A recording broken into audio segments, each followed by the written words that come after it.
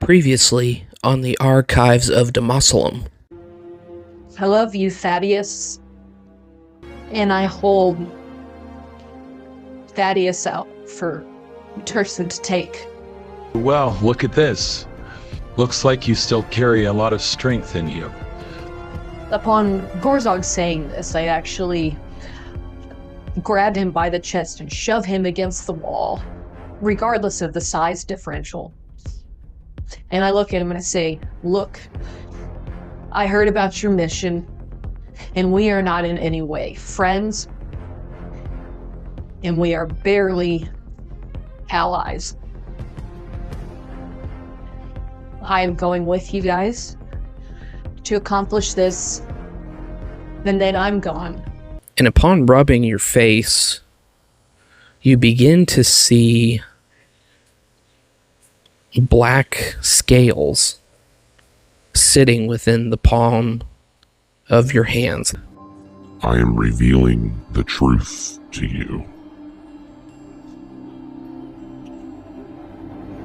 Your lineage is not what you think it is. Drexiath, whenever you finish doing your identify spell, as you're looking at it, this is a figurine of wondrous power. From the middle of the stone pathway in front of you, you see this humanoid figure with skin that rots, holes in different points of its neck, its arms, but fully armored, like white hair coming from the back. And he holds a sword in front of him and points the sword in your direction. And as he points the sword in your direction, these incorporeal spirits just come out from the ground in front of the Capitol building here, and they begin to press forward towards you.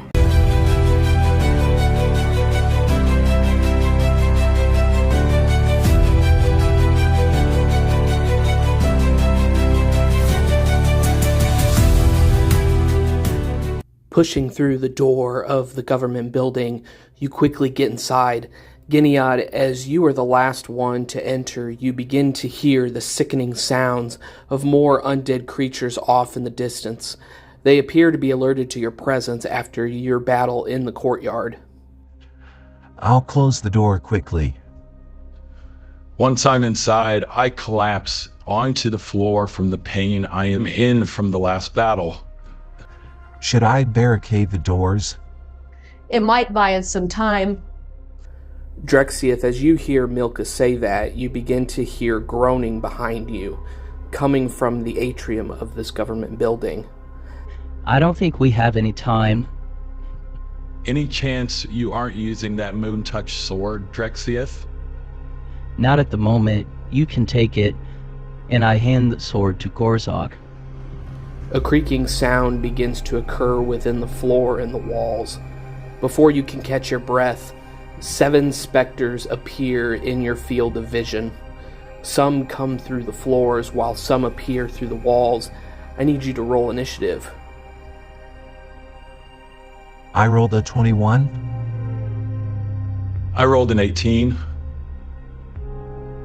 I rolled a 6. I rolled a dirty 20. Okay, first up is Gineod. You have a number of specters in front of you. What would you like to do? I will move up to where I am within 10 feet of Spectre 1. First, I am going to use my bonus action to rage and use the bear form, which grants me resistance to all damage except necrotic, radiant, force, and psychic. With my action, I'm going to move up to Spectre 1 and make an attack with my glaive, and I'll do it recklessly. I rolled a 14 to hit. That hits. Go ahead and roll your damage. That is 9 points slashing damage to Spectre 1. As you cut through the specter, Gineod, you are reminded of the fact that the incorporeal nature causes them to not take the full amount of damage, which is reduced to 4. Does that end your turn? I will step back 5 feet, and then I'll end my turn. Okay, Drexiath, what would you like to do? I'm going to stay where I am and cast Eldritch Blast at Spectre 1. I rolled a 15 to hit. Yeah, that hits. That is 6 points of force damage. Okay, the blast from your draconic claws impacts the specter with full force. No pun intended. Anything else you would like to do? No, that will end my turn. Okay, next up is Gorzog. What would you like to do? Yeah, Gorzog will use his bonus action to use his last second wind. I rolled a 3 plus my fighter level, which is 4. Gives me 7 healing. Not wanting to get hit any further, hopefully, I am going to draw my short bow and attack Spectre 1. Does a 13 hit? Yeah, that still hits. Go ahead and roll your damage. 4 points of piercing damage, and I have the Vex weapon mastery, which gives me advantage on the next attack roll I make. Okay, similar to Gineod's swipe with the glaive, the arrow barely pierces the form of the specter, reducing the damage to 2. That's my turn. It is now the specter's turn. Spectre 1 is going to move in against you, Gineod. I'm going to use my reaction from Polearm Master to make an attack since he entered my reach. Does a 9 hit? A 9 will miss. Okay, I do also have the Gray's weapon mastery, which says that if the attack roll with this weapon misses the creature, you can deal damage to that creature equal to the modifier you used for the attack roll. The damage done by this is the same damage of the weapon. Okay, very nice. What is your modifier? My strength modifier is a +4. Okay, so despite missing, the weapon barely catches the form of the specter. It still only takes half damage. Upon being grazed, it will attack you with advantage since you use reckless attack. Does a 22 hit? Yes, that hits. You take 9 points of necrotic damage, reduced to 4 from your celestial resistance, and you reduce your hit point maximum by 4. Spectre 2 will also approach you and use a life drain on you at advantage. Does a 23 hit? Yes, that hits. You take 6 points of necrotic damage, reduced to 3, and your hit point maximum from that attack is reduced by 3. And Spectre 3 will also come next to you and life drain you at advantage. Does a 19 hit? Yes, that will hit. You take 7 points of necrotic damage, reduced to 3, and again your hit point maximum is reduced by 3. Man, Gineod is taking all the hits. Yeah, that's the price of charging in sometimes, but if anybody can take it, it's Gineod. Spectre 4 will also come up to Gineod. Does a 23 hit? Yes, it does. 5 more necrotic damage, reduced to 2. Hit point maximum is reduced by 2. Spectre 5 is going to move up to Drexiath and use its life drain. That is a dirty 20. Yeah, that hits. You take 12 points of necrotic damage, and your hit point maximum is reduced by 12. Ouch, that hurt. Spectre 6 will move up and also use life drain on you. It only rolled a 6, so I'm sure that misses. Spectre 7 will move up and attack Milcha. It is a 13 hit. That misses. Okay, that is the end of the Spectre's turn. We are to Milcha. Milcha will use her Channel Divinity to turn undead. The Spectres need to make a DC 15 Wisdom saving throw.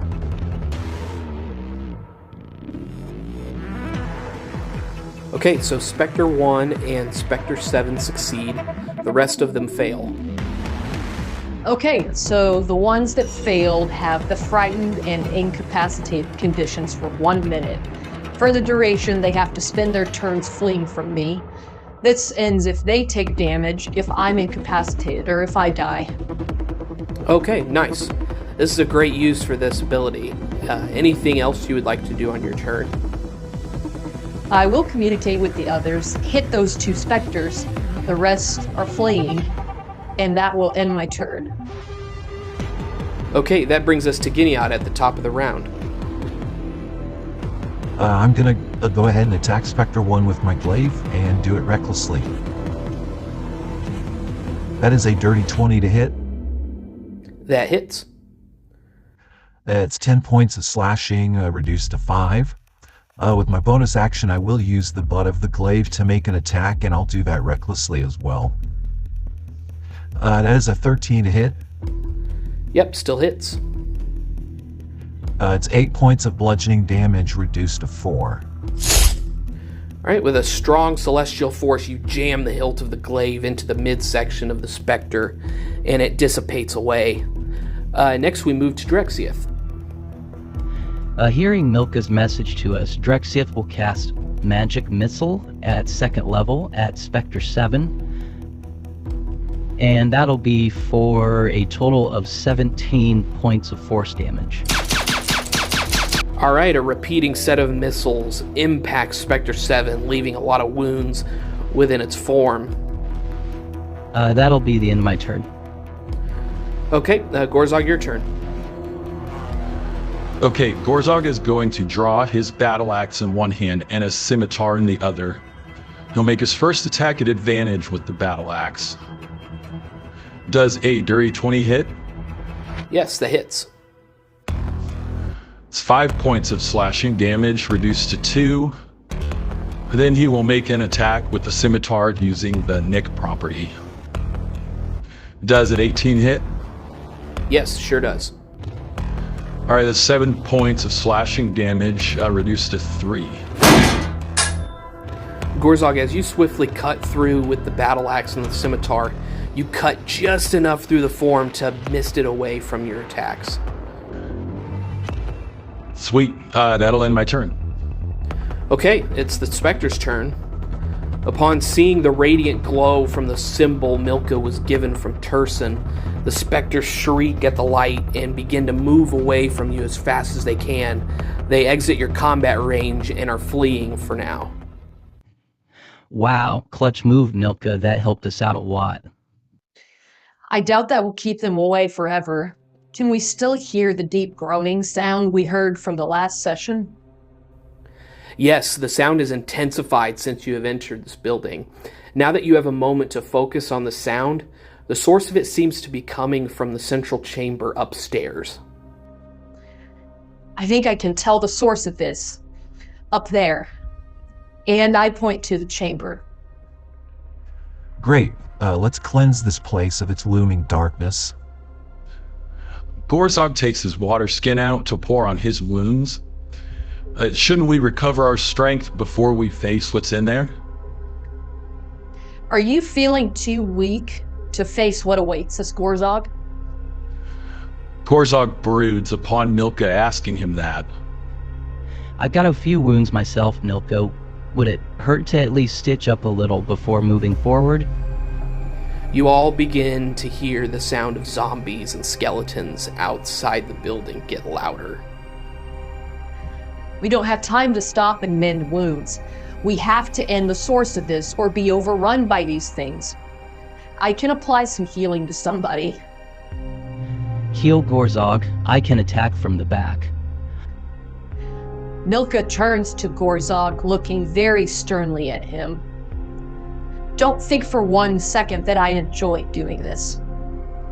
Milcha will cast Cure Wounds at 1st level on Gorzog, and he heals 15 hit points. Thank you for the healing, Mackenzie. Yeah. Yep, the player thanks the player, maybe not the character thanks the character. Gorzog says nothing in response to Milcha's healing and moves up the stairs. You all follow up the stairs towards the central chamber. Upon getting closer to the door, the sound of groaning in your minds begins to form into language within your ears. The language definitely comes from inside this chamber, but it is a language that you can't make out. I can't make out the language, but it sounds troublesome to me. Let's proceed with caution. I'll kick down the door. Well, so much for caution. Well, as you kick down the door, Gorzog, the four of you look into a dark, tinted room. The walls look cracked from an unhealthiness to the stone. Old furniture and a long table looks rotted from the outside. Standing behind the table with his back to you is a figure wearing a shrouded and tattered black robe. The hood of his robe turns slightly in your direction. As you all enter the room, the creature's right hand extends, revealing a gauntlet made of silver. Immediately behind you, the door closes, and with a threatening whisper, the creature says, "You dare to enter the sanctuary I have taken. My darkness will consume you and the rest of Colta Fes. Now you will face the wrath of Jorasolm." Go ahead and roll initiative. I rolled a 10. 22 for me. I rolled a 2 minus 1 for a total of 1. That low initiative, yep. I rolled a 14. Okay, so first up is Gorzog. Ahead of you is some furniture and a long table, both things looking withered from the dark presence of Jorasolm. What is it that you would like to do? Okay, I'm going to try to get the two weapon fight right. It's a little different with the weapon mastery properties. Would you have allowed me to have my weapons drawn before this combat?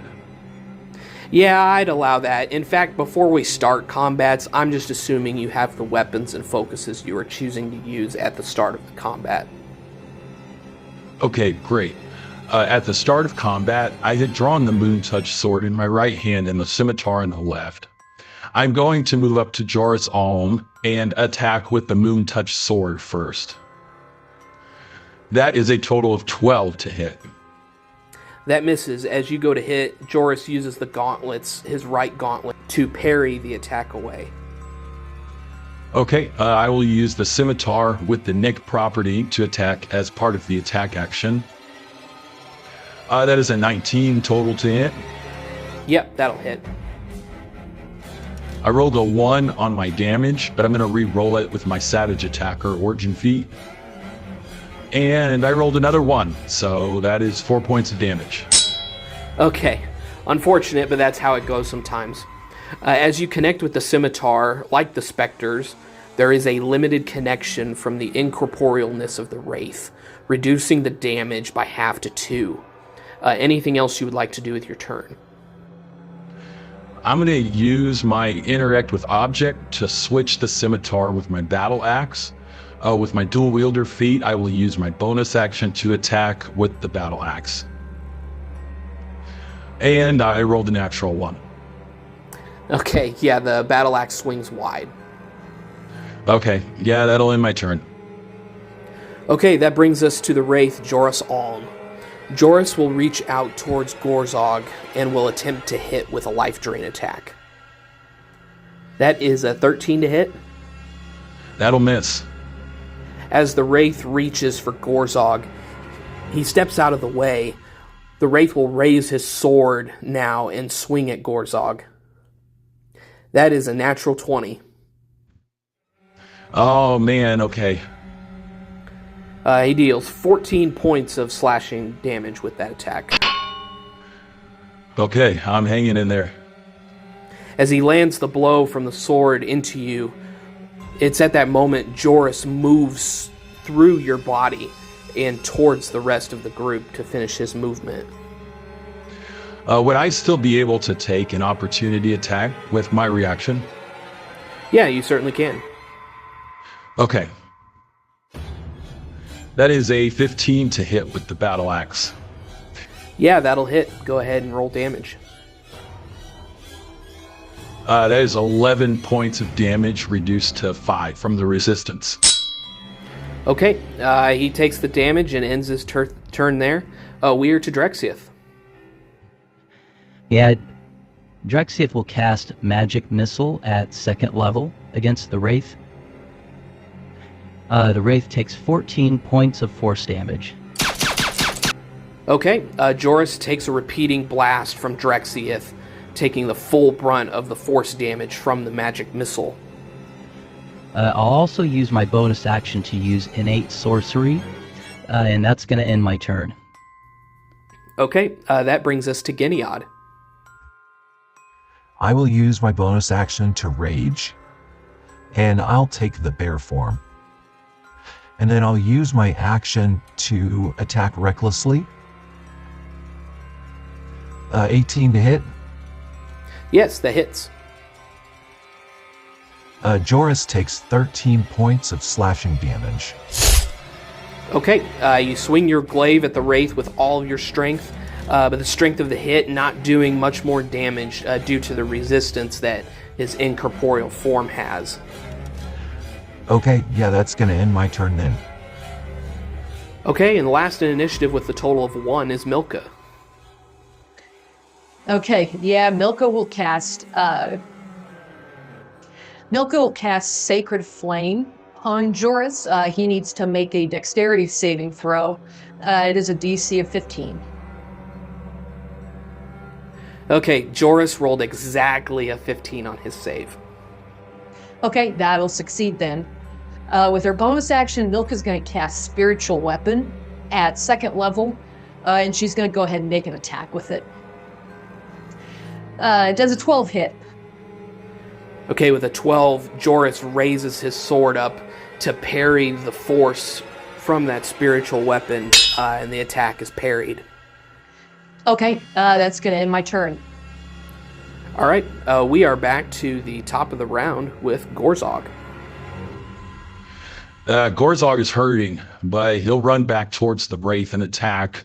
He's going to make his first attack with the Moon Touch sword.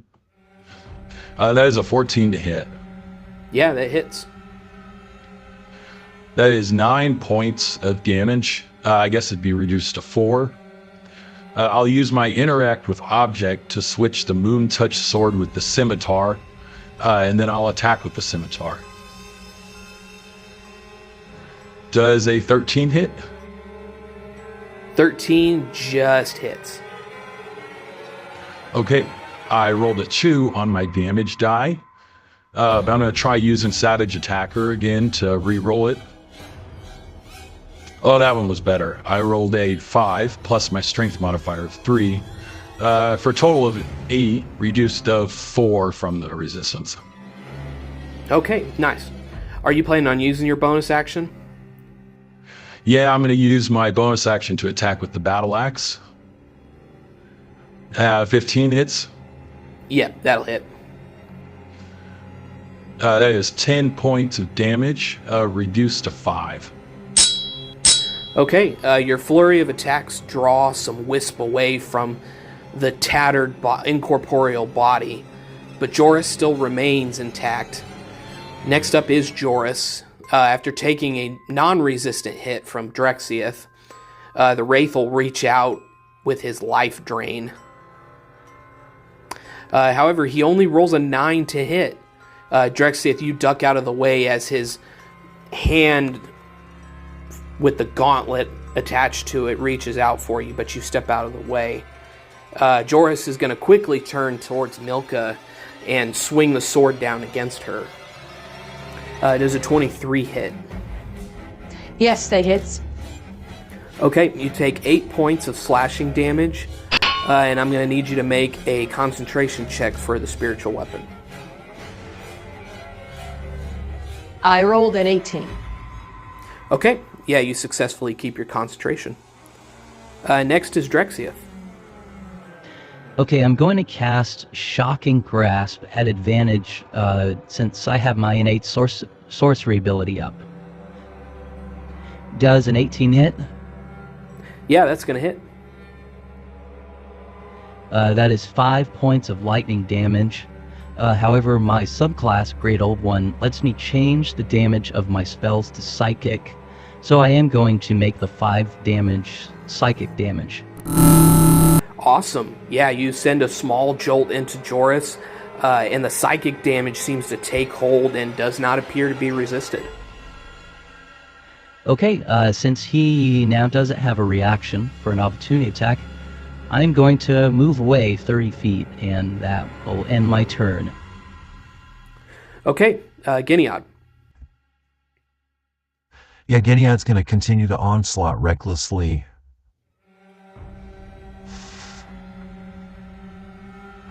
Does a 25 hit? Definitely hits. That is 10 points of damage reduced to 5. With his bonus action, he will use the butt of the weapon. 19 to hit. Also hits. Okay, that's 9 points of damage reduced to 4. Okay, slowly but surely, you guys are littling away at the corrupted Wraith. That's going to end my turn. All right, Milcha, what would you like to do? I'm going to use my bonus action to try and attack with the spiritual weapon again. I rolled a 14 to hit. Yeah, that'll hit. Okay, I rolled 6 force damage. With my action, I'm going to use Sacred Flame again. It's going to need to be a dexterity saving throw, DC 15. That is a fail. Great. The Wraith takes 4 points of radiant damage.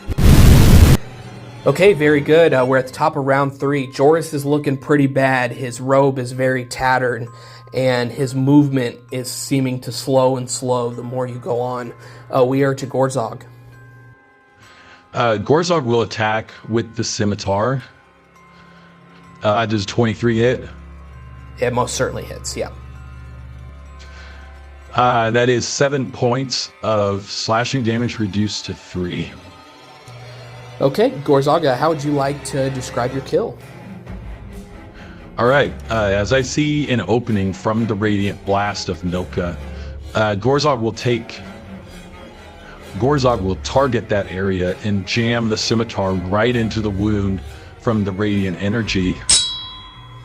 Okay, yeah, it happens as you say it. The incorporeal form of Joris Aln retches in pain, letting out a loud and screeching wail. The faint sound of steps from outside this room catches your hearing like the movement of more skeletons and zombies. But upon the wailing of the Wraith, the cloak that made up Joris's form turns to a dark and ashy dust. As you see this, you hear the sound of multiple thuds hit the wall and the floor outside the room you are in. The hazy darkness that seemed to emanate within this room and from this room now slowly starts to fade. The doors behind you slightly creaks open. And you can see, even from that slight crack in the doorway, the haze begins to lift from the government building. Falling from the body of Joris Aln is the sword that he wielded, as well as the gauntlets he bore along his decaying wrists. Near the back of the room, you can see on a back table a small gem of red corundum. This item does not seem to match the other decorations that you see here in the office. Breathing heavily, Milcha says to the group, "We did it." Gorzog stoops down to look at the sword and the gauntlets. Drexiath will walk over to the gem, looking at it carefully. From first glance here, does anything seem dark or strange about this item? Go ahead and make an Arcana check. I'll cast guidance on you, Drexiath. I rolled a 12, even with the guidance. You don't get any strange or dark senses from the gem whenever you look at it. We should probably have this checked back at the temple, as well as the sword and gauntlets. With such a dark entity having wielded these, who knows if these could be tainted? It's a good idea, Drexiath. The town will be happy to know about the cleansing of this side of the city. Alright, and with Joris Aln defeated, new items collected, and northern Colta Fes ultimately saved, we're going to end our session there. Man, I legitimately thought I was not going to make it out alive. Yeah, me too. I was a little too close to unconsciousness than I would have liked. I never doubted you all. Luckily, though, you didn't get hit by that Wraith's life drain. That would have hurt you guys pretty bad if you guys would have been hit by those. That was a good session, everyone. Yeah, agreed. Well, thank you, everybody, for joining us, and we will see you next time on the Archives of Domaselum.